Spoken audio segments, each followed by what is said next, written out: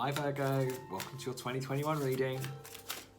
I'm not gonna lie, it's take 3 because I had sound problems earlier, so I'm recording it again, and then I had a phone call interrupt me. Anyway, it's all good. Oh, you know that first card has come out again. Right, listen, your January. Oh god, it's unreal. Your first 2 cards are exactly the same as they were 5 minutes ago. January, you've got the King of Pentacles. Now, before I get going, this is a general reading. It will not apply to everybody, but that King of Pentacles come out. Virgo, the thing is, I feel like you're starting the year very much sitting pretty. And I don't begrudge people sitting pretty. I don't get cross with people for wanting to be complacent, wanting to enjoy where they're at, not wanting to be complacent. No one wants to be complacent, but everyone wants to be content. Everyone wants to find their happiness. Everyone wants to be able to sit back and kick back and relax and enjoy where they are without stress, without quarrel, without worrying about what's going on. But my concern is for you, Virgo, is that you will end up... That was not fun music.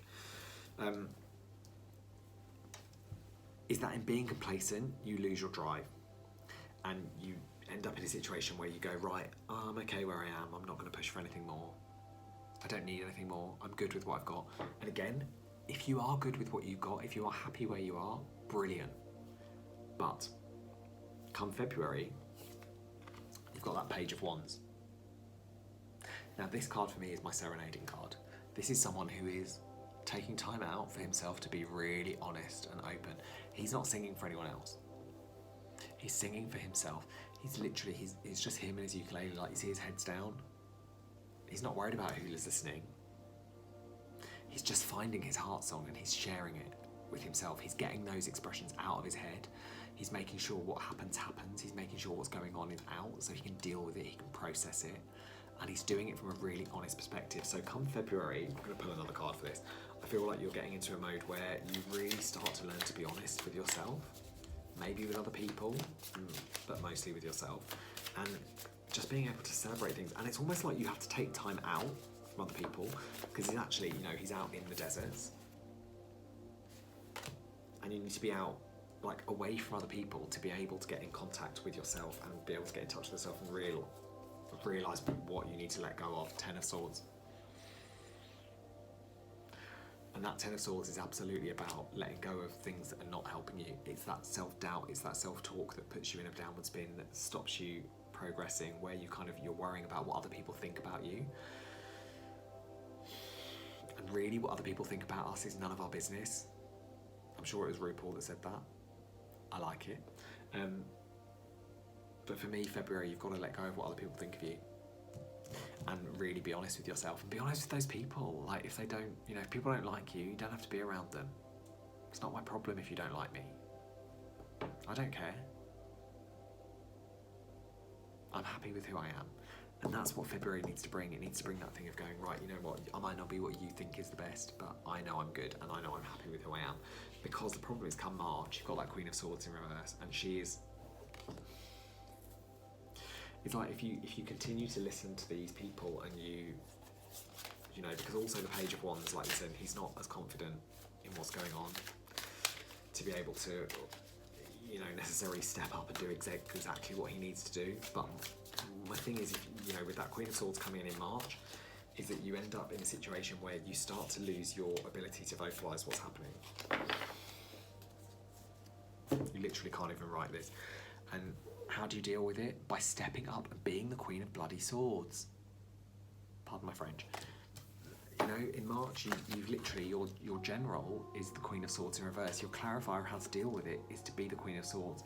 Get in touch with it. You know what, if things aren't working for you, speak up. Say what's going wrong. Say what isn't sitting well with you. Because then you'll be able to deal with it. Then people will also be able to deal with you honestly. They'll be able to respond to you in an honest way because you've been honest with them. If you're not honest with people, you're always going to question what their response is, how they really feel about it. Is that true? Is that happening? You know, are we really going to do this? Well, you don't know because you've been dishonest. You've hidden. what it is that you actually want. So you'll always question whether people are there for what you want or for their own purposes or what's going on, because how can they? Which leads me to April. You've got the Knight of Cups in reverse. And I think, come April, if you don't step out of this dishonesty and you don't start showing up for yourself, what happens to your emotions? Your emotions get sidelined.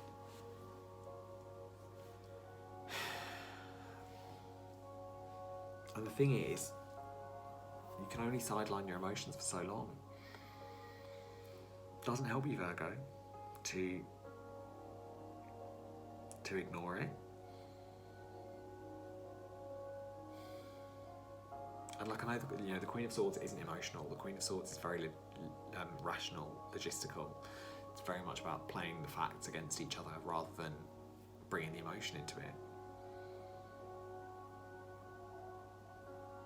But come April, it looks like you're going to be drowning in hidden emotions. Which leads you into May, which has the Hermit in reverse. So again, you let your emotions get sidelined, and what happens? It carries on into May. You end up in that Hermit in reverse, which is, let's face it, that's your card, guys. That should be this way up. It should be fully appreciating everything that you've got going on, not drowning in it, not ignoring it, not putting yourself last, hiding yourself off, compartmentalizing.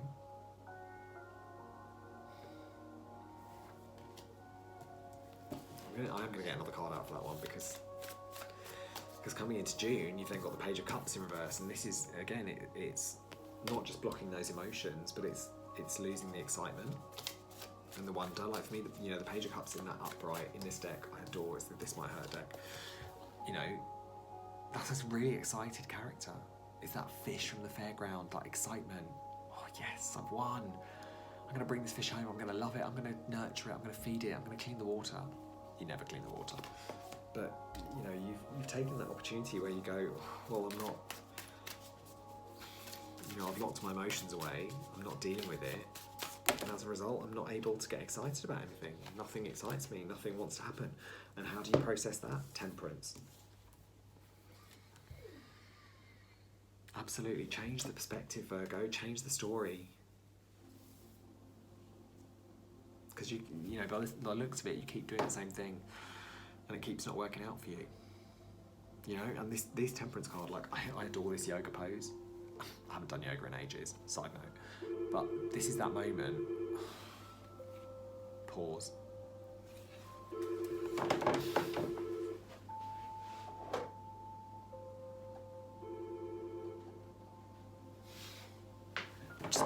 We're just gonna have to go with that because I'm not re-recording this again for the 4th time.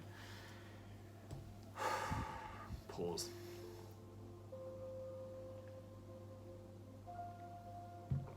Do you know what it shows? It shows my determination to get these out on my deadline, which is the 1st of the month. Anyway, as I was saying, this moment is being in a pose. You're absolutely stable when you're looking at the floor.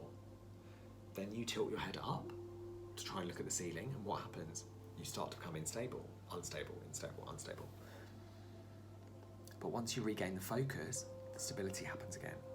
Once you change the perspective, once you look at things slightly differently, you manage to maintain that, and that's what you need to get out of that reversey-pursey mode. Now, coming into July, you've got the Ten of Wands in reverse. So my feeling is that come the Ten of Wands in reverse, come July, is that you start to almost shirk responsibilities. You start to feel like you don't want to put the effort in, you don't want to do things for other people anymore. And that isn't a bad thing. I'm not disputing that. There are certain times where we need to look after ourselves and not worry about other people, and not worry that other people are getting stressed, or that we need to do things for other people. We need to take that control back of our own lives. And that is something that I think is really, really important come July, is that we need to make sure that we take control of ourselves and we do what is good for us, and we don't take on other people's responsibilities. We've got our own responsibilities to worry about. We don't need to be taking on other people's problems. Yes, if we can help, and if our stuff is sorted out and our stuff is calm and chilled, and we've got mental space to deal with other people's problems, of course we will. But we've got to put ourselves first, and that's what I feel like you know, even coming back to January, it's like, you know what, I don't want to worry about other people's problems. I'm cool where I am. Don't nobody bring me no bad news. Eveline. Which leads us into August. We've got the Two of Swords, so it's crunch time. And this for me is the crunch time of, do you want to stay in this mode where you're dealing with other people's problems, where you're taking on other responsibilities, where you're compartmentalising yourself and putting yourself last and not feeling happy and joyous and not being excited about life and drowning in disappointment? Or do you take the other road? Do you take the blindfold off, make the decision, be a bit more honest, be open, be communicative, talk to people, tell them what's happening? Because come September, you've got the Six of Cups, and I love that because listen, yes, it's a reunion card. We all know it is a reunion card, but for me, this deck is also about regrouping, taking time out to do things that make you happy, taking time out to make sure something grows, really putting that effort in. You know, like these kids are growing plants out on a balcony, they don't have a garden. They're making the best of their situation and trying to make something happen with what they've got. They're doing the best they can with what they've got. And that for me is what September's bringing for you, Virgo, is that opportunity to just really drill down, figure out what it is that makes you happy, and going back to that. Now that could be a person, it could be a job, it could be a home, it could be a hobby. Whatever it is for you, that where you were at your happiest, go back to that. As long as it's not causing anyone else any problems. Go back to that. You've got the Fool in reverse. There's nothing wrong with taking a step back. You know, it doesn't always have to be full-on progress. You don't have to be driving the new thing, constantly chasing the new dream. You know, getting your house to a level where you're happy with it and then going, right, well now I need to trade up. I need to sell this house, I need to get a bigger house. You don't have to do that. If you're happy in your home, brilliant. Enjoy your home, enjoy the happiness that you have in your home. Because that's a wonderful thing. Everyone wants that. And that's my feeling for you for September. October, we've got Queen of Pentacles in reverse, and this is another one that literally has come out on both of your other readings, which will remain in the ether. But you started off January as the King of Pentacles, and listen, I know I say he's complacent, but he's also upright, he's also a king. He's also in charge of everything, he's stable, he's, you know, he knows what's going on, he knows how to deal with everything. My feeling is that in October you start to lose that mentality with that Queen of Pentacles in reverse, and you feel as if, you know, it's almost losing control of the purse strings a little bit, like the spending gets out of control. You know, is it that you haven't checked in? Oh God.